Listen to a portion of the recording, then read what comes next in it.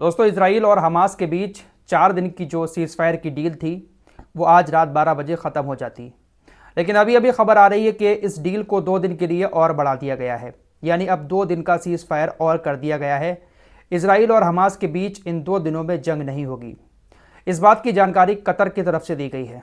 मैंने आपको last video में भी बताया था कि कतर और मिस्र दोनों बीच में अभी भी पड़े हुए हैं और दोनों को मनाने में लगे हुए थे कि सीज़ फायर थोड़ा सा और बढ़ा दिया जाए, क्योंकि 4 दिन का ये जो सीज़ फायर अभी हुआ है इसमें काफ़ी सारी मदद गाज़ा के लोगों तक पहुंच चुकी है।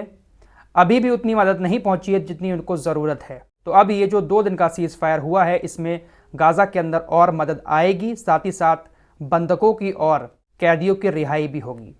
काफ़ी सारे लोगों के दिमाग में यहाँ पर एक सवाल आता होगा कि हमास सारे बंधकों को रिहा कर दे रहा है, अभी तो इजराइल सिर्फ इसीलिए रुका हुआ था, थोड़ा सा दबा हुआ था कि उसके नागरिक जो हैं हमास की कैद में थे, लेकिन हमास अब उनको छोड़ देगा तो इजराइल तो बिल्कुल खुलकर हमला करेगा। आखिर हमास ऐसा क्यों कर रहा है, क्यों बंधकों को रिहा कर रहा है?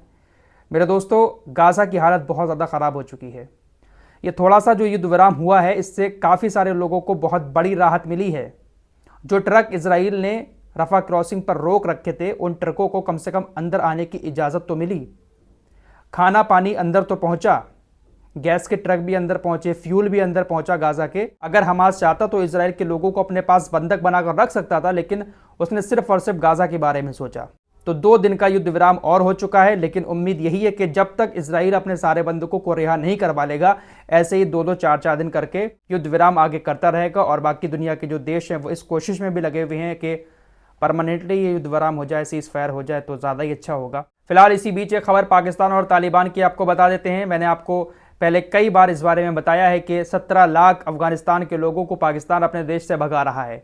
इसके चलते हुए तालिबान और पाकिस्तान के बीच काफ़ी ज़्यादा तनातनी का माहौल है।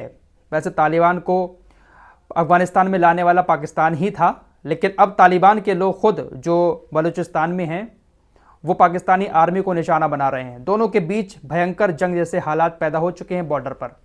अब ऐसे में तालिबान की तरफ से एक बयान दिया गया है। तालिबान के वरिष्ठ नेता कलीमुल्लाह अफगान ने कहा कि पाकिस्तान एक फांसीवादी शासन है जो जिहाद की बात तो करता है लेकिन असल में अमेरिका का पिट्ठू है।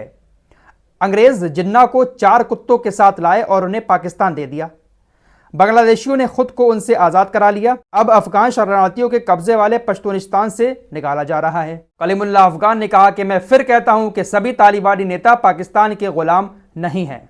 तो काफ़ी ज़्यादा खरी खोटी पाकिस्तान को सुनाई और कहा कि अंग्रेज़ लाए थे 4 कुत्तों को, जिसमें से एक जिन्ना भी था। अब भाई पाकिस्तान भी कोई छोटी मोटी हरकत थोड़ी ना कर रहा है। पाकिस्तान एक तो अपने देश से उन शरणार्थियों को निकाल रहा है अफगानिस्तान के, उसके अलावा जब बॉर्डर क्रॉस करके वो अफगानिस्तान में आ रहे हैं तो उनसे बहुत बड़ा फाइन भी ले रहा है। जिसके पास जितने पैसे हैं उसी हिसाब से, किसी से हज़ारों, किसी से लाखों, अफगानिस्तान के लोगों से पैसा वसूलने के बाद, और ये पैसा जो वसूल रहा है वो डॉक्यूमेंटेशन के नाम पर वसूल रहा है, पैसा वसूलने के बाद उनको अपने देश भगा रहा है, बिल्कुल कंगाल करके। तो पाकिस्तान भी कम नहीं है भाई साहब। कहने को इस्लामिक देश है, लेकिन पाकिस्तान के अंदर कैसे कैसे कांड हो रहे हैं, वहां के हुक्मरान क्या क्या कर रहे हैं, आप लोग सोच भी नहीं सकते। फिलहाल इस रिपोर्ट में इतना ही। मिलते हैं एक और नए वीडियो के साथ, तब तक के लिए अपना ख्याल रखिए।